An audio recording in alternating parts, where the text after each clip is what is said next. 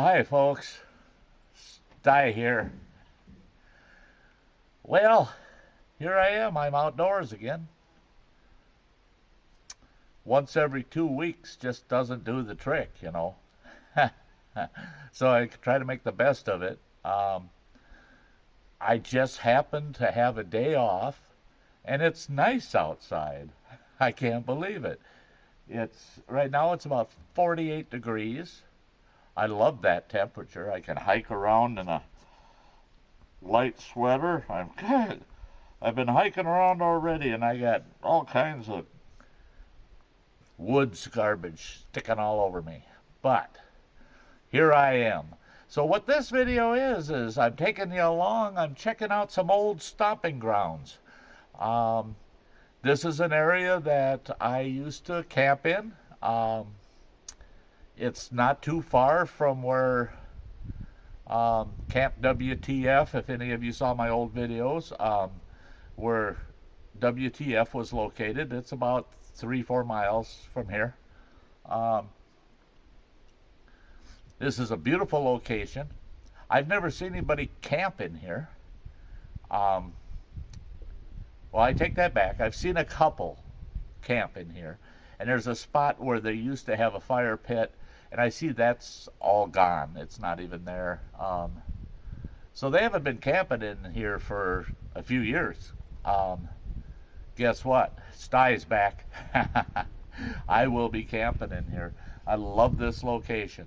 So I'm going to take you along, and I'm going to kind of show you the place and have a little discussion with you as I'm hiking through. But that's what this video is. I got a feeling this video is going to end up being long. I don't know. Hopefully not. But we'll see. So let's get going. Let's check this place out. Okay, folks. This is one of the areas that I used to love to hang out in and camp. And I'm not sure how well my old truck's going to do getting up in here, but we're going to give her. I might get to try the four-wheel drive yet today. No, she got through it okay. So far.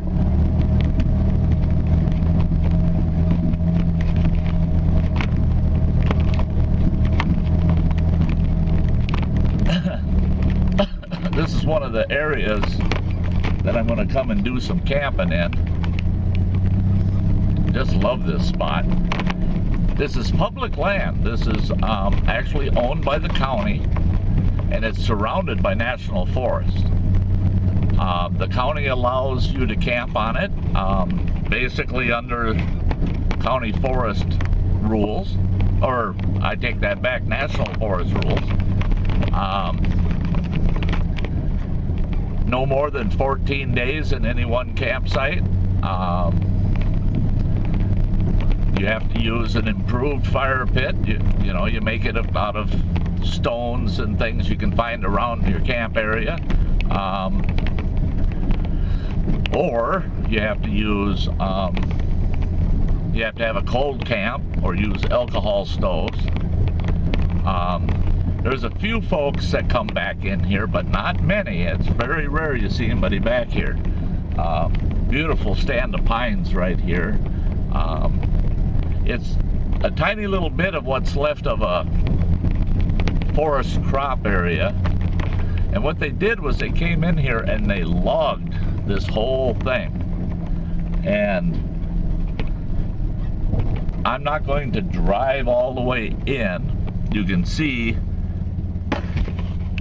see all through here they've logged back in here, but there's some awesome hiking off in that direction, and this is the area I would camp in. I'm gonna back up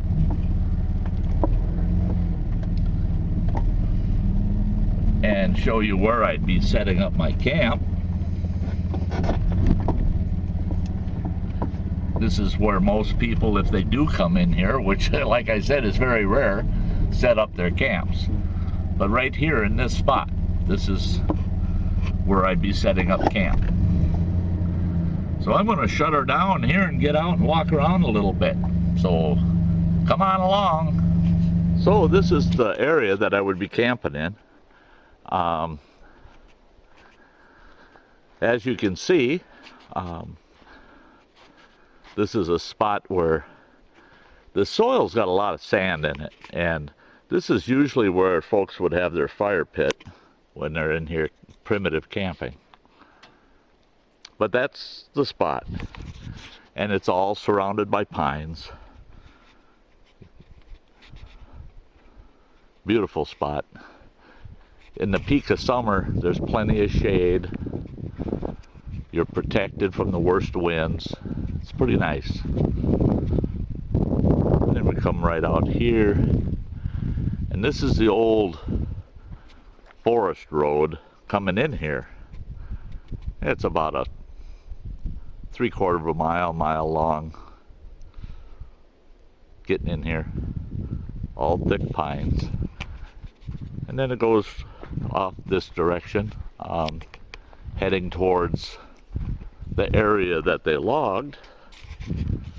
We'll take a little hike down here, and I'll probably jump on and off with the camera, edit out a lot of the walking, and now there's a creek that runs through here, which is nice because then there's water accessible if you're going to be camping for several days. And there's the creek. It's not a very large creek, but it typically flows year-round. Now you can see the logging across the bank over on the top of the other side. This is a really steep bank down to that creek. So when you make your trip for water, you want to make sure you bring plenty back to camp, because you don't want to be going up and down that bank. Now, I love this area, oh, excuse me, because of all these old birch. I've found in the past a lot of chaga in this area, but I haven't harvested chaga in here for, over 3 years. So I'm kind of interested to see when I come out and camp, when I go out and start hiking around some of the old stands of birch, how much chaga I find.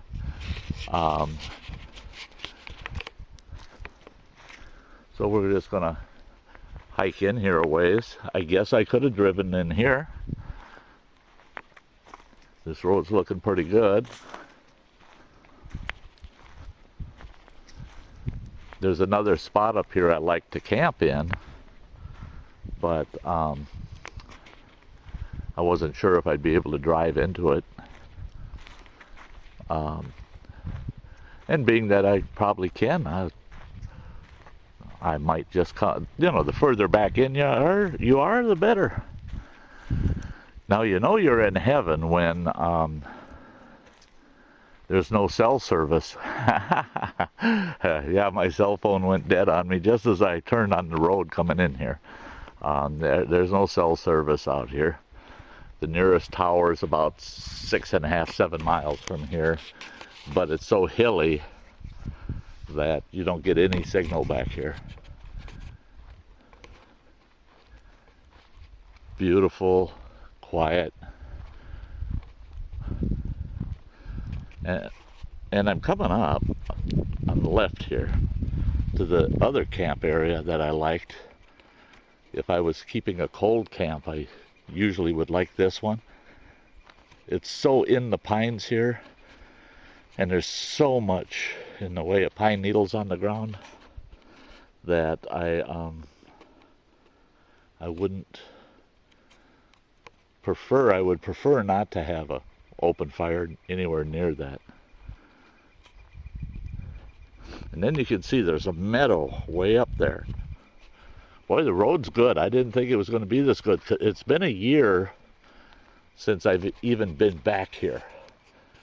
So I thought the road would probably be tore up it looks like people have been staying out of here. That's good. That's good. See, they came in here about, 5 years ago and logged a big area, one full section, a square mile. And then they came back in here and dropped all this timber that's on the other side of the ravine just in the last couple of years.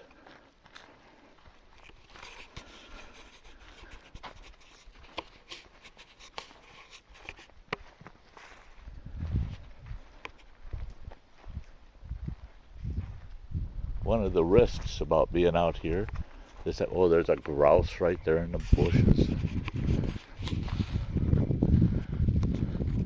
And a partridge in a pear tree. I don't know if you even got a glimpse of him. He was right down in there goes one. They're hanging out right there. Lots of partridge and grouse out here.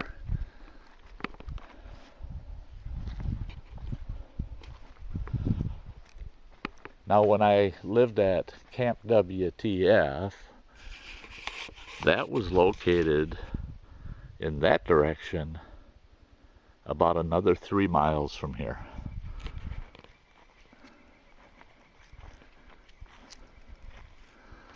All this old slash from when they logged in here. Great source of firewood. You can camp out here for the next 40 years and not run out of firewood. People don't come and harvest this because most of it's poplar, and it doesn't make good heating wood. I'm crossing here. It's a little less muddy. Again, when I left the Sisquit Falls, I mentioned that I had a brand new pair of boots, but I wasn't wearing them. I was wearing my tennis shoes. And the boots are in the truck. So why didn't I put them on? Because Di forgets. I was just too excited to get back outside. So I took off out of the truck and headed out here without putting those new boots on. And it won't make any sense to put them on when I get back to the truck because my time schedule's tight and I'll have to be heading home. So I hope this video is not too shaky. I don't have a tripod, I don't have a selfie stick, I don't have anything with me for my camera.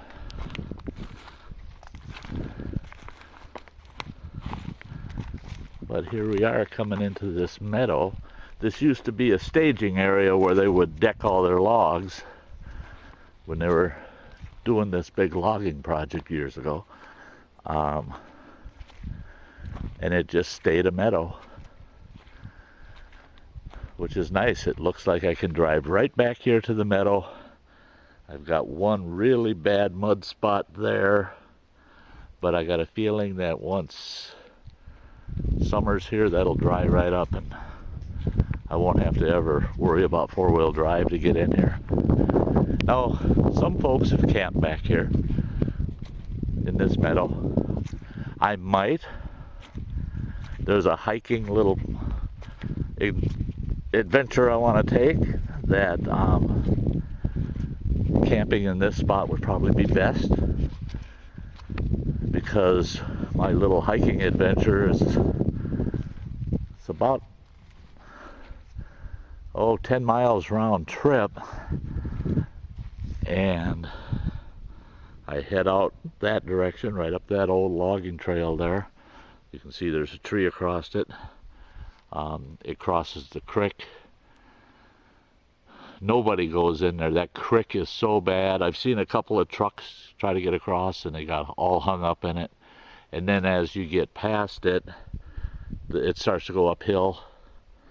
And as you go uphill around that corner, it gets real nasty. But for hiking, like I said, I can hike about 4.5 miles that direction. I go past 2 really nice beaver ponds. And it brings me right out to Lake Superior. Um, Nobody, you don't ever see anybody on that hike. You're by yourself. So, and that's where I find a lot of chagas, just beyond that stand of pines. You can see the tops of them. Just beyond that stand of pines are big stands of birch, and that's where you find the chaga. But there we are. I am very pleased with what I found today. Got to stop and check out Sisquit Falls, and I got to come in here and check out my old camping grounds. And from the looks of things, a vehicle had come in here, and it looks like it was soft, and so they didn't do too much driving around, but they left a couple of small ruts. But that's it. That's the only sign of a vehicle being in here at all yet this spring. So that's nice. What's really nice is the accessibility right now. So in the next couple of weeks, if the weather holds and my employer gives me a little time off, I think I will be trying to get out here and do a little camping. Now, I'm still trying to get relocated into a new home, and the majority of my camping gear, now my bushcraft survival boogie bag cut and run stuff, I've got that with me.